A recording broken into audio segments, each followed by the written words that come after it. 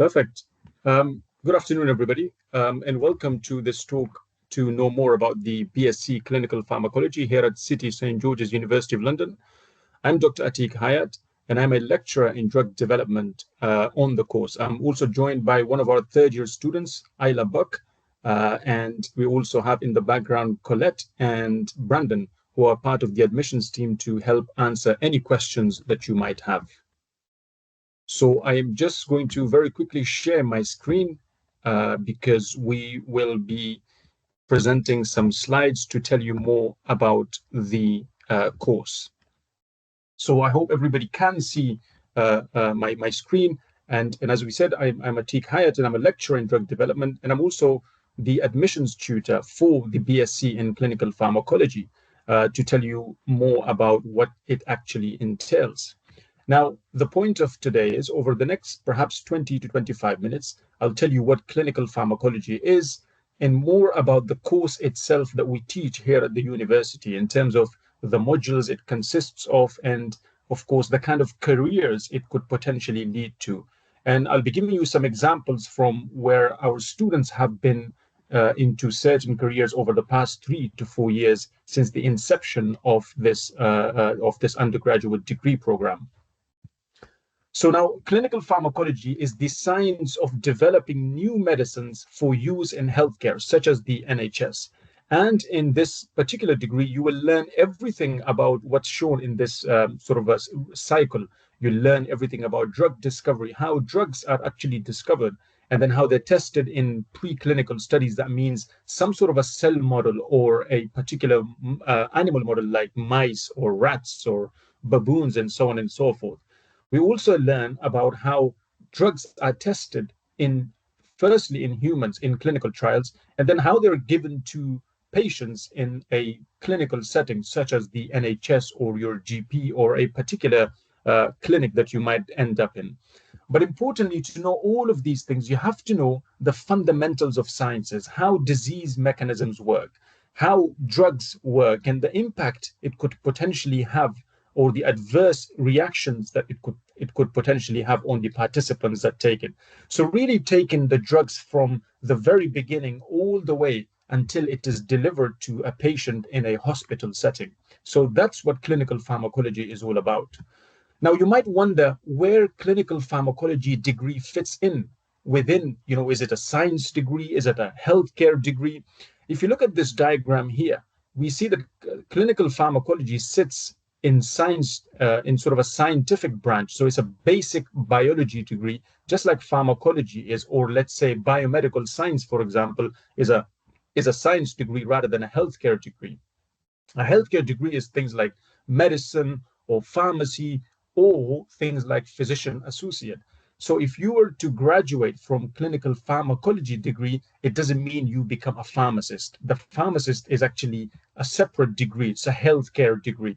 But what clinical pharmacology can do is it can actually take you to a healthcare path. So you can do things like medicine or pharmacy if you wanted to. Not necessarily, you don't necessarily have to do it. So just to be clear, clinical pharmacology is a basic science degree. And a good example I could give you is that it is similar to biomedical science degree. Now, the aim of this undergraduate program in clinical pharmacology is to develop graduates that are ready for work or further study in drug development and healthcare. So when we were actually designing this degree about 6 years ago, is that we went to a number of different industry partners. So a lot of different pharmaceutical companies like AstraZeneca, Pfizer, and a bunch of others, and we asked them what kind of skills, what kind of qualifications would they like to see in a clinical pharmacology graduate? And they said, look, they have to do A, B, and C. And so we've incorporated a lot of their suggestions into our degree program to ensure that when you graduate from this program, that you are actually ready to work. So we'll develop not only sort of your theoretical aspects, but also a lot of the practical things that you will potentially do in a healthcare or a drug development company. And I will touch more on this in the later slides. So this is how a BSc or our BSc in clinical pharmacology looks like. So it's a 3-year program. It's a 3-year full bachelor's, but you can have an optional year if you wanted to after your second year. So in year one, you start with some really sort of basic concepts. You learn a lot about drug mechanisms and the basic biology. That's the sort of theoretical knowledge that you need to know and develop on in the second and third years. You also do a project in year one in the form of Dragon's Den, which we'll touch upon later. And then in semester B, or the second semester, you develop on semester A. So it becomes a little bit more content heavy. In year two, you learn and develop on year one.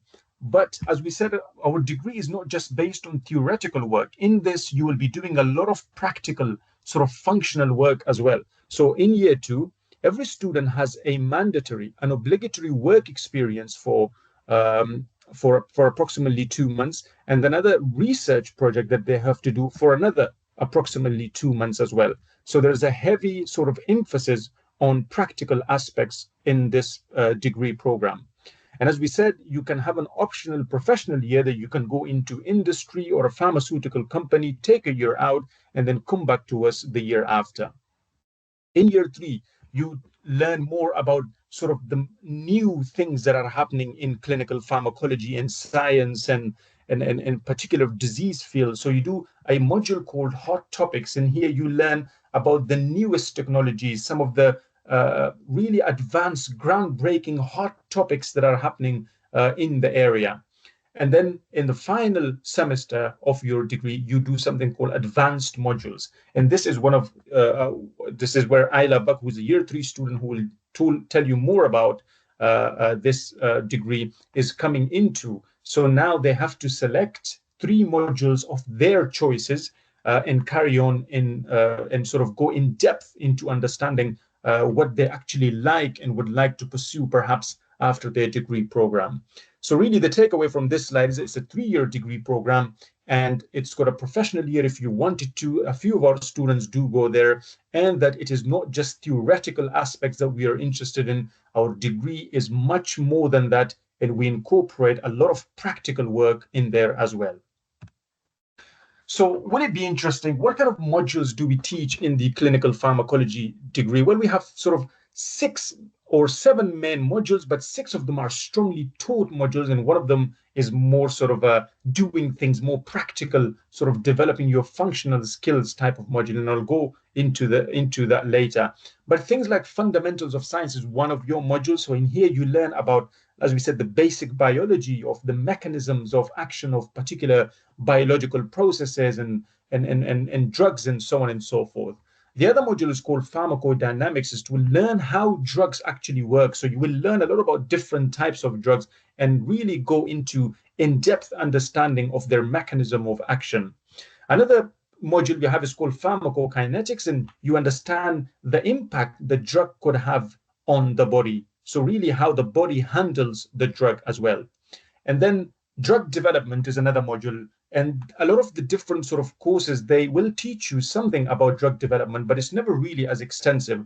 But we think, and based on what the drug development companies that have told us, is that drug development should be a core part of your learning. And so we teach you everything from bench to bedside. So really how drugs are discovered, and then we work through that pipeline all the way until drugs are delivered in a healthcare setting, which is what brings me on to your 5th module called drugs in healthcare. So how drugs are given to patients, you learn about the structure of the NHS, you learn about different, you work with a lot of pharmacy as well, you do a lot of pharmacy visits and so on and so forth. And all of that is really nice, but you have to be able to know how to analyze data, which is what the 6th module is all about. It's all about data and statistics, learning how to analyze big data. Because really, as a society of scientists and doctors and clinical pharmacologists, we're all very good at sort of producing large amount of data, but a lot of people are not very good at analyzing the data. And hopefully this module will sort of close that gap and teach you the different methods that are involved in data in statistics or in the analysis of data. Now, those are the 6 sort of core modules, but you have another one called the skills portfolio module. In here, you sort of develop your own skills. Okay, so you will do things like clinical trial skills, how to communicate efficiently and effectively with a patient, how to interpret, for example, ECG or take their vital signs. You also do lab skills. So you learn how to use particular devices, learn to work with cells and tissues, and so on and so forth. But also you develop your sort of interpersonal or soft skill, as we call it, that a lot of these companies really put high price and really value it. And these are things like presentations and teamwork, and you get this sort of individualized, personalized feedback that will really take your presentation and team working and organizational skills to the next level. So this module is sort of a complementary module to all of the other modules that you're studying, and things like, employment work. So how to develop a good CV, how to do well in interviews and things like that. All of this will be taught, and you will be given sort of details on and when and how they occur. Whenever, if you ever wanted to sort of join us on this course. Now, as we said, this is a 3-year course, and I think we've already sort of discussed what the year 1, year 2, and year 3 entails, but these are some of the modules that we cover, or some of the important topics that we cover in particular sort of semesters or years. And we really don't teach, we really don't teach each of those modules separately. It works like this toothpaste that has different colors sort of all coming at the same time. And so this is what we do. We teach the fundamentals of science, pharmacodynamics, drug development, pharmacokinetics, data and statistics all at once. They're all complementary to each other.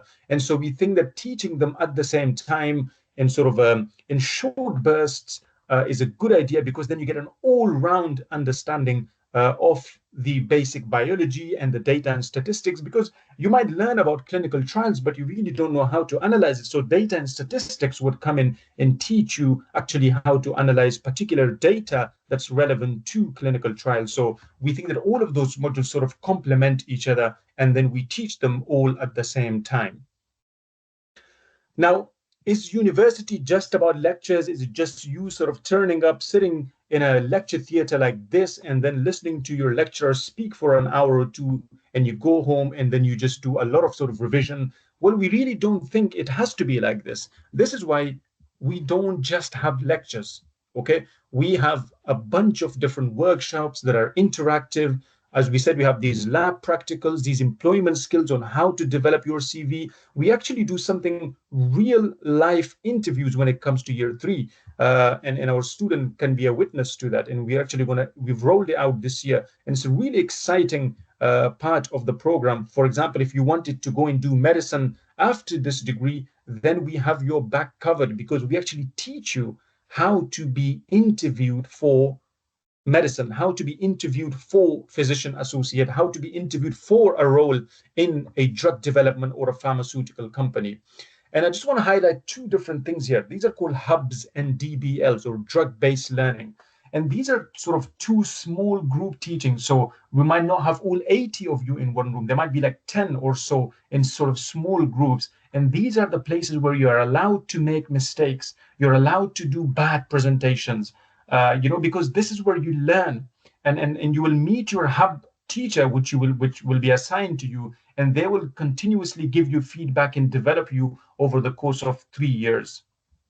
And we have something called drug-based learning, and these generally happen at the end of the week on a Friday. And the idea is to learn about a particular drug in great detail. And this sort of covers, or sort of all rounds up the week that you have learned in a sort of a very friendly, small group environment. And so you might be wondering how we actually help you develop in these work-ready skills that I've been talking about. Well, in year 1, we do something called Dragon's Den. And in here, if you watch Dragon's Den, you defend a certain company or in here you defend your drug. For example, we'll give you a drug, we'll put you into a small group, and you do a presentation after doing much research in front of a bunch of really high-level people. For example, the principal at St. George's, some people who come from different pharmaceutical companies. And so you present in front of them and try to defend and sort of be able to secure some funding, imaginary funding to be able to fund this drug that you want as well. You do a project in the form of, we do a practical, which is called the aspirin practical, and then you do a short report on that. You do things like podcasts and research papers in year one. And then in year two, you learn a lot about clinical trial skills and in fact, clinical trials themselves. And of course, as we said, in the second semester of year two, you do a lot of practical work in the form of a research project and work experience. You in year three, you learn about the latest sort of technologies or the latest field in science in your hot topics and do a written research project. So this is super important. That takes your writing skills from, from one level to really a high level. I say you always grow about 10 inches once you do your written research project, because your writing skills improve a lot, because we are able to give you some really detailed feedback to improve your writing skills. And I think I already sort of indicated the CVs and the interview practice that takes place in November, for example, this year. And of course, you then go in to do your advanced modules in the sort of topics that you might be interested in. And hopefully all of you will graduate with a degree program that you are all proud of. So how it all fits together is that this is a sort of an example of how your week might look like. Generally speaking, our students are on site at university on Mondays, Thursdays, and Fridays. So on Monday, for example, you might have the clinical skills session where you learn how to interpret ECG or take vital signs. And this might be for 3 hours, and obviously including breaks, etc. You might get an hour of lunch and then go into your small group teachings where you develop your soft functional skills, like learn how to do calculations or presentations and so on. On Tuesday, you would be off-site, so you will be studying from home. And so you might have just a few sessions on fundamentals of science, on what chemical mediators are, how cell division work, and how DNA is, transcribed into RNA, so gene expression. On Wednesdays, generally you are off. So this is supposed to be a self-study day at home. But occasionally you might also have pharmacy visits, but these are not every single Wednesday, and they occur sort of periodically. Thursday, you're back at university, and you might have, let's say, a pharmacodynamic session followed by a lunch and learn session. So where you'll have lunch and also learn about particular careers that you could potentially go into, and lunch is provided for completely free of cost. So I would definitely not be the one missing this out. You might then have another session on drug targets and transporters or nuclear receptors delivered by one of our wonderful staff who teach at the university. Friday, you come back and you might have another session on drugs in healthcare, and then have another lunch. And we round this up, as we said, the week up by doing a DBL, so drug-based learning on a particular drug or a particular scenario. And I think one thing you might have noticed is none of these sessions actually start at 9 a.m. So that means you can sleep for a little bit longer, and you would see that 99% of our sessions never start at 9 a.m. So if you're traveling from further away, then this is an excellent sort of bonus. You will also have access to something called Canvas, or Canvas is, I'm not sure, maybe some of you are used to using this sort of learning environment or learning portal, but essentially this is where all of your modules will be laid out, your fundamentals of science, the pharmacodynamics and data and statistics and so on and so forth. And these are there for you to access your lecture notes, communicate with your lecturers, communicate with your tutors, submit assignments, and have discussion with your peers and do a lot of different things. And this is basically the main sort of mechanism of how we will communicate with you and how you could potentially communicate with us as well, aside from sort of directly sending us emails.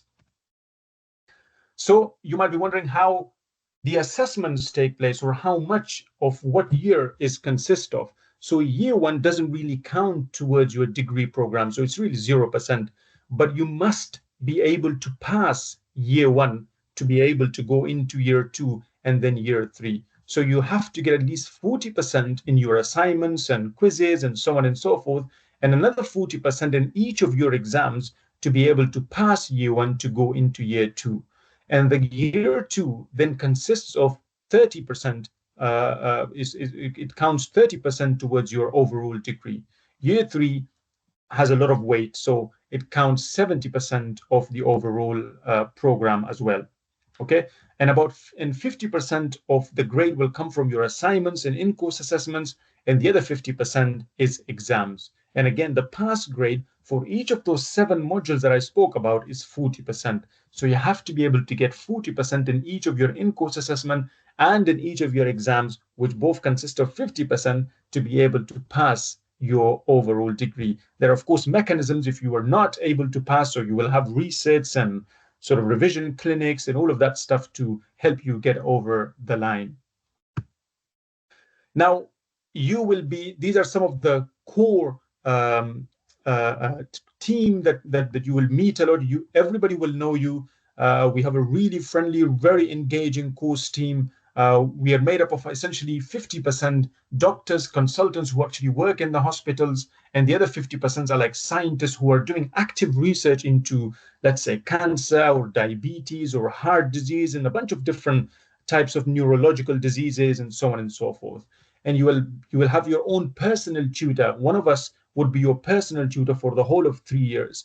And we've separated, each one of them has different roles that, can help you sort of reach your potential. And we're all super friendly, super engaging. We love what we do and we love our students, and we want them to get the best grade and the best experience that they could possibly get.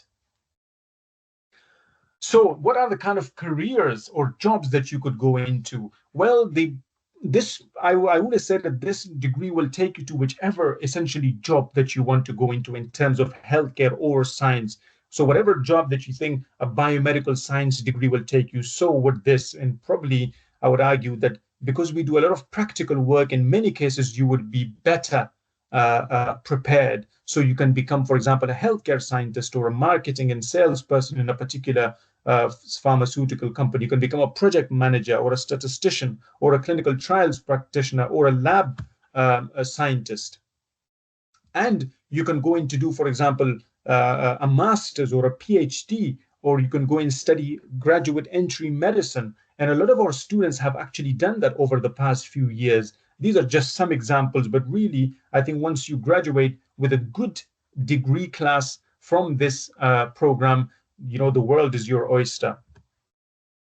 And so this is some of the sort of surveys that we have done before students come and join us and after they graduate. You can see that a lot of the students that initially join our degree, they say about 25% of them say we want to do medicine. And, there's nothing wrong with that. Of course, you can do that. And as I said, a lot of our students have done that in the past. But we see that after they graduate, this sort of reduces. A lot of them are not interested in other healthcare careers, but after they graduate from here, they see that there's a lot more to life, and that this degree sort of equips them with a bunch of different types of skills that they could go into. And a lot of them go into work in large pharmaceutical companies like Pfizer and AstraZeneca and a bunch of different contracted research organizations. And what I think is really nice about that is that a lot of the students, when they join us, they really don't know what they will be doing after they graduate. But because they go through this process of learning and reflecting and talking to their peers and teachers and do a lot of work experience and research projects, a lot of them have then some sort of idea of where they would like to go to. So I think that's always sort of a really nice sort of metrics to look at.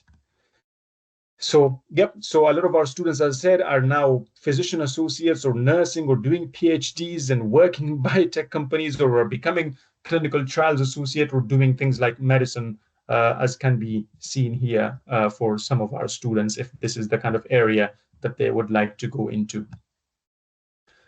I think what's really sort of stands out is that our program was ranked top by The Guardian for pharmacology in 2022. And the overall satisfaction is about 93%, which is insanely high. And this is because we really listen to our students. So when you start your degree, we do a bunch of different surveys. We try to gauge what works for you as students. and what doesn't work for you, and then we change those things around that's not working for you to really cater for your needs, because we recognize that each student is different and they would like different sort of methods of teaching and learning and so on and so forth. So about 90% of our students are employed after 15 months, and all of these metrics, I think, reflects sort of an excellent statistics for our course, and I'm very proud to be part of that. So generally speaking, our entry requirements are triple B, including biology or chemistry, and you should have at least 5 subjects in GCSEs at 6 or above.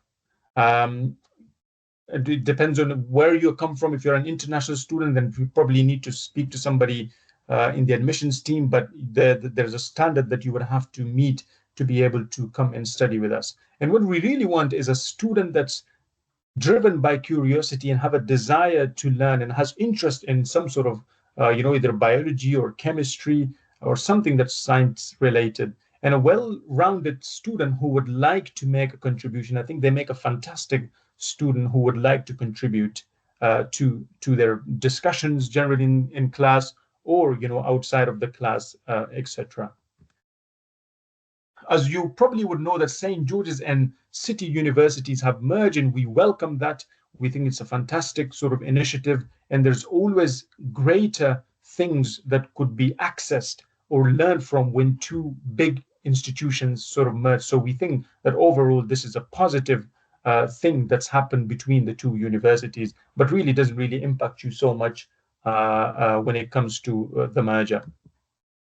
So if you have any questions, we also have, if you go to this website, and if you go to Google and write BSc Clinical Pharmacology, you would see that we are at the top, and you can click on that and learn more about our degree and see who teaches it and what our students have essentially said over the years.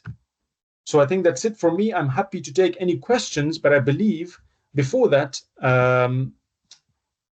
I think our year 3 student, Ayla Buck, will maybe have a few words to say to you. So thank you for listening, and I'll be watching the chat to see if there are any questions that I could answer. Thank you. Hi guys, so I'm Ayla, and as Atik said, I'm in 3rd year. So I've got some questions I was told to run through. So why did I choose to study Clone Farm? I chose it because I knew I did A-levels, biology, chemistry, and philosophy, and I knew that I wanted to do something that was STEM related, chemistry, biology, but I knew that I didn't want to do medicine. And then I found pharmacology, and I researched universities, and St. George's was ranked really highly for all the positive statistics, like Atik mentioned. So I was drawn to St. George's, and here I am now in my 3rd year. And the course is really interesting. I like how it's not just traditional lectures. We have lots and lots of workshops and things like that. Workshops and seminars. We only have about a week or so, about 1 or 2 lectures, actual lectures in a theatre a week where you sit and just listen. But even then, they're still really interesting all the time. As Atik mentioned, we have some really great support from all of the staff. We have a personal tutor, and we have meetings with them regularly. The staff is amazing. We have lots of opportunities to give our feedback on the course as well, which is really valued. We have about 3 days on site, and one of the days typically would be online work, which is handy if you commute. But I lived in Horton Halls, which is the university provided accommodation, because I'm from Cornwall. And I lived in a flat of about 6 people, and 3 of them also did Clin Farm, which was really handy when you're making new friends. Horton Halls was about 15-minute walk away from St. George's, and it was really easy to get to. There's also a bus, there's lots of shopping facilities nearby, and there's resident advisors on hand at all times. I really enjoyed my time in halls, and now I rent privately with friends in 2nd year. Tooting itself, Tooting is a really lovely area. There's Broadway Market, Tooting Market. You can get lots of student discount there. You've got the Tube, the Northern Line. You're really easily connected to the rest of central London. Tooting's a really great place to live, for sure.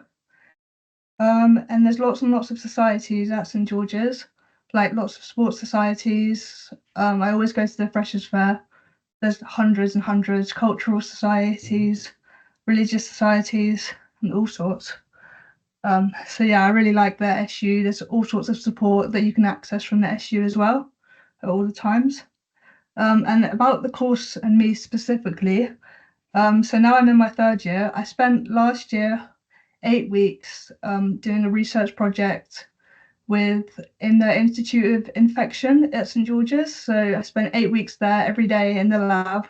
And we were working on a drug that targets bacterial infections, and that was like such a great experience. And now I'm able to apply to graduate jobs, like having had that experience. It was so great. And in second year as well, I also spent 6 weeks doing a work experience in central London at a company called Richmond Pharmacology, and they do like clinical trials. So I got to have some hands-on experience in clinical trials, learning how they all work, and also actually meeting the patients in clinical trials and helping them run things. So that was also like a really great experience to have on my CV. Now, by the time I'm in third year, I've done all of these things to like make my application stand out. And I'm looking to get like a job in for big pharma, hopefully, something like that. I'm not entirely sure. But yeah, I think that's about all I have to say. Anyone Well, has any questions? thank you very much, Ayla. Thank you very much for saying a lot of good things about us in the degree program. I promise. They're Um, really great. Like it's such a great degree for real.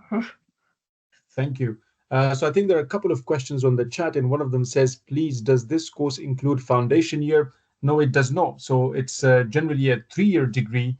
And as I said, it's consisting of year 1, 2, and 3. But after year 2, if you wanted to, you could do a professional year outside of the university. So go and do some work in a pharmaceutical company. And typically, maybe 1 or 2 of our students each year go and do that. But generally speaking, no, it does not contain any foundation year. You come straight to year 1, and then it will take you 3 years. If you pass everything by the end of year 3, you should go and graduate. And then it says, do you accept A-level resets? Yes, we do. Yes, we do. So, I mean, if you're making the required grades, it doesn't matter how they come from. You will do. We will accept them even if they're resets. Yes. So I think somebody else is typing. We'll see what they ask and try to answer it. Ayla, do you have anything to add to what I've said? No, No. not really. Okay. Fine. I would add though that in first year, like the content starts really similarly to A levels. Like the biology content, it's almost exactly the same. Like they really do ease you into like the higher levels of like harder topics, things like that. Yeah, thanks. So somebody is asking, does the university have connections with the other universities abroad? We do not have sort of direct connections with other universities abroad. Yes, but we do have connections with other groups at other universities in Europe, for example. We have a Turing scheme, for example, which a lot of our students go into Denmark, Spain, Italy, and work in other universities during summer for a few weeks. They learn new skills, they enjoy the scenery, they get to know other people, they network with other people, and they come back and bring that experience back to our university. And all of this you have to go and apply when we obviously publish all the details when it comes closer to the time. But everything is essentially paid for: your accommodation, your travel, your living expenses for those couple of weeks that you spend outside of our university into one of the partner universities that we have in European cities. So somebody asked, what would the average salary be after doing the degree? Well, it really depends on sort of what kind of job that you go to, right? So the sort of salary is not directly linked to what you learn here, but where you take the skills from. But generally speaking, for a lot of people, the average salary is around that 30K mark. But remember that, your salary could increase when you gain more experience, spend some more time, gain new skills, learn new things, and your value in that job, not related directly to this course, but in that particular position that you might be working in would increase over time.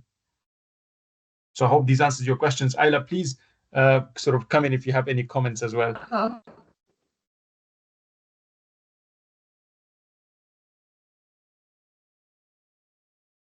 I think somebody else is typing, so we'll continue to wait and see what they say. Yeah.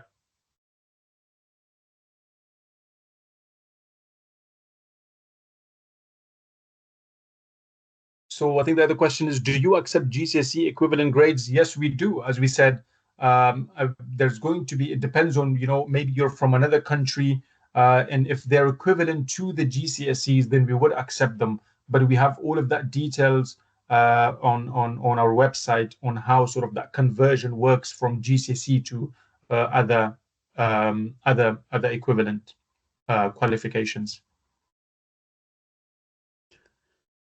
Do pharmaceutical companies actually take on board some ideas from Dragon's Den event? Let me just read again. Do pharmaceutical companies actually take on board some ideas from? I mean, the event is really the focus isn't particularly the pharmaceutical companies. The focus is actually you. It's about you developing that soft skills that we were initially talking about. It's you about learning how to do team working and learning how to be organized and being good at presentations and being able to convince or persuade a group of people, and then you get a mark for that, and that counts towards your in-course assessment. So you're not doing sort of assignments all the time. You're learning these skills in a bunch of different ways, and one of them is really the Dragon's Den, but not really. They wouldn't really take. We'll probably already discussed something that's already been funded or a drug that has already been approved. So really, they cannot sort of approve a drug that's already been approved.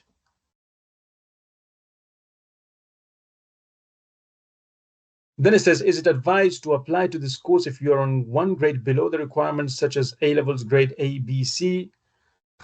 I mean, you could try, right? I would. Ayla, am I right? Yeah, I don't know if I can say, but I was one grade below the requirements at the time. There, and yeah. You have the answer. And there you go. She's one of our fantastic year 3 students now. What is the difference between pharmacology and clinical pharmacology? That's a very good question. Ayla, do you want to answer this? Or do you want me to answer? I would say clinical pharmacology focuses more on like the healthcare side of things. Like we have modules like drugs in healthcare, learning how it fits into the NHS and the community and things like that. That's my answer. I agree with her. So it's sort of in the middle, isn't it? So like we said, even our course team is somewhere in the middle. We have about 50% of our course team that are doctors working in the hospital. The other are doctors or PhDs that work in labs. And so the clinical pharmacology is a bit like medicine. Okay, it's a little bit like medicine, but it's not actually medicine, obviously.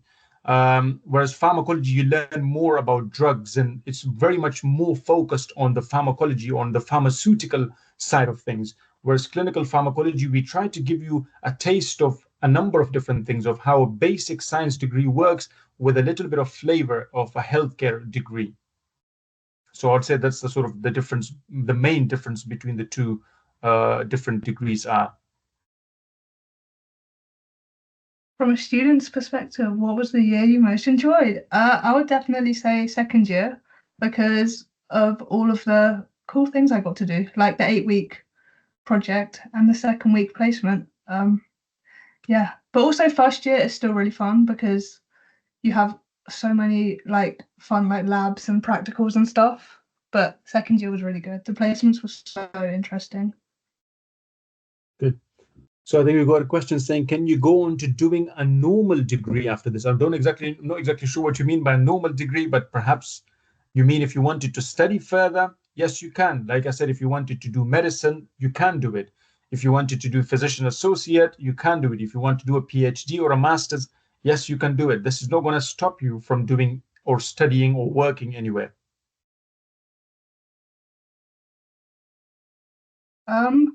So there were, for me, I think the research projects, all of them were in St George's, I think. So not far at all. And then for my placement in the pharmaceutical company, I live in near Tooting, and it was in central London. So I got the train every day, but that was reimbursed by the company.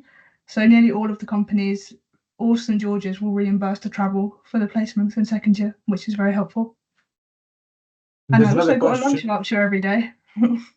Yeah. There's a question that says, if I wanted to do medicine, how long of a course would I do for this? You have to finish the entire course. If you wanted to do medicine after this, obviously you take another route. It doesn't matter if it's this course or another course, you take something called the graduate entry medicine. So you finish this course and then you go in to take the graduate. So you graduate and then enter medicine. But that's generally 1 or maybe 2 years in some universities shorter than if you were to go directly in from your sixth form or college and so on. Please, Ayla, what advice would you give to an A-level student applying to this course for preparation? Um, I would say, like academically, you don't really need to be prepared very much beyond A-level biology, but I found it interesting reading some books. I read some books on Amazon. I literally just searched pharmacology. They were interesting and helpful. Academically, not really. Keep up with your A-level biology content. That's all I have to say.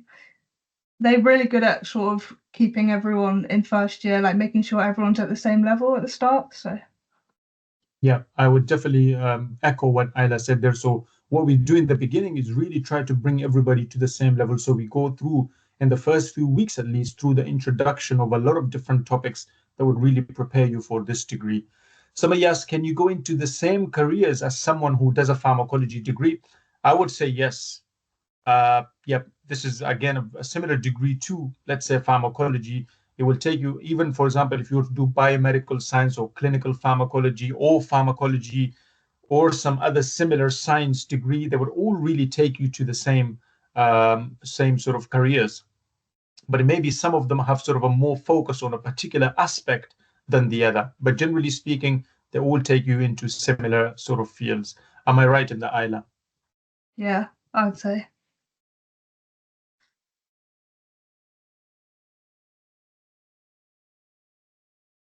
I do applied science level 3 certificate. Would I need to do additional separate science to get into the course? I believe no.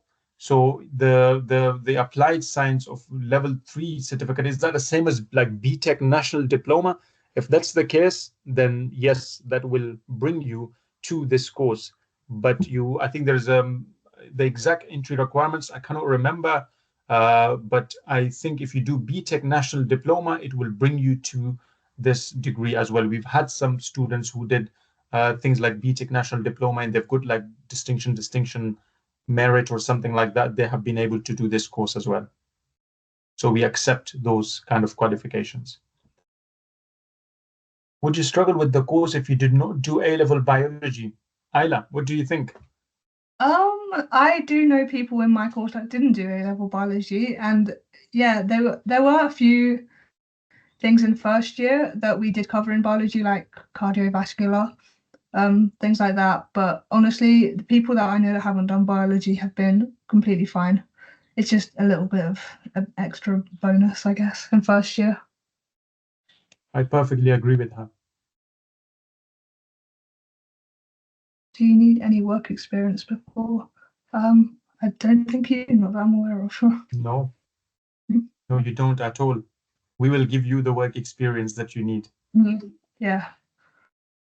But I mean, there's nothing wrong with seeking work experience before starting this course. Yeah. To write my personal statement, I would need to write clinical pharmacology, but I did some research and not every unit take clinical. So what would you recommend? My personal statement, I didn't specify it to clinical pharmacology. I just wrote about pharmacology, if that's any help. There, I didn't fully understand the question though. What is the questioner asking, Ayla? Like, would you need to write about clinical pharmacology specifically in your personal statement? No, no, that's fine. No worries. Do you accept the EPQ? What is EPQ again? It's the extended essay thing, the in sixth form. mm, I actually had it as part of my offer, but I didn't end up doing it. So I think they do accept it, but that's probably not. Again, all of this conversion has to be done. So you would have to then contact the admissions team when it comes closer to the time, because some of our grades do fluctuate over time. But yeah, generally speaking, we do accept all sorts of qualifications. There's another question. Can you have any 5 GCSEs with a grade 6 plus, or are they specific? So we said in the beginning that you should have either biology or a chemistry plus some other GCSEs. No, that was for A levels. But yeah, ideally you should have biology, chemistry, GCSEs as well. Okay, it looks like the questions have dried up. Just a reminder that again on the Yep, I think that's it. So on the 26th of this month, in about 10 days' time, we are hosting a sort of on-site open day from 10 a.m. Where you can come and speak to the team, look at some demonstration, find out more about this course and others. So you're all welcome to join us on that day. More information can be found on St. George's website, and I think Colette has put a link up there. So please do sign up, and we hope to see you there. Until then, it's a goodbye from all of us. Thank you. Yeah.